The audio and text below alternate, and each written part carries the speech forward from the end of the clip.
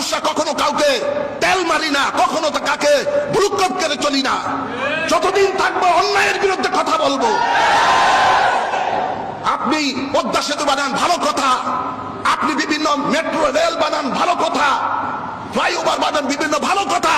কিন্তু সাধারণ মানুষের নাগালের বাইরে চলে যাচ্ছে, ক্রয় ক্ষমতার বাইরে চলে যাচ্ছে। দ্রব্য মূল্য সামনে 2 দিন পরে মাহে রমাদান আসতেছে, গরিব মানুষেরা যাতে সহজ মূল্যে তাদের নিত্য প্রয়োজনীয় জিনিস খরিদ করতে পারে, সেই দিকে আপনি নজর দিচ্ছেন না।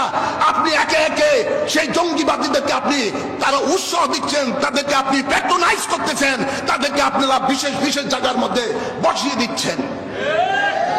সেই দিকে আপনাদের খেয়াল নাই। আমি একজন রাজনীতিবিদ হিসাবে, ইসলামী রাজনীতিবিদ হিসাবে আমার প্রতিবাদ করা প্রয়োজন বিধায় আজকে আমি এই মসজিদের মধ্যে থেকে জুমার খুতবায় প্রতিবাদ করছি। ভাইয়ের আমার, আমাদেরকে সকলকে চোখ কান খোলা রাখতে হবে। যারা এই সুন্নিয়তের বিরুদ্ধে কোনো কাজ করবে তাদেরকে আমরা কখনো সমর্থন করতে পারি না। সুন্নিয়তের পক্ষে আছি, সুন্নিয়তের পক্ষে লড়বো, সুন্নিয়ত কায়েমের জন্য নিজের জানকে উৎসর্গ করব। তারপরে কখনো অন্যায়ের সামনে মাথা নত করতে রাজি না। তাই মাহে রমাদান, এই মাহে রমাদানকে আমাদেরকে সামনে নিয়ে আমাদের সকলকে মুত্তাকি হতে হবে, আমাদেরকে তাকওয়া অর্জন করতে হবে, আমাদেরকে সামনে খোদা ভীরু লোককে সংসদে পাঠাতে হবে, কোরআনের রাজকে কায়েম করতে হবে।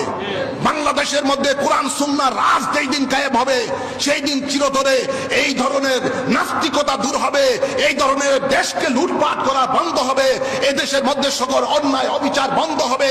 এবং এই যে মজুদদারিরা যারা রয়েছে, যারা জিনিসপত্রের দাম বাড়িয়ে মানুষকে কষ্ট দিচ্ছে, এগুলো চিরতরে বন্ধ হবে যখন কোরআনের রাজ বাংলার জমিনে কায়েম হবে। আল্লাহ কবুল করুন।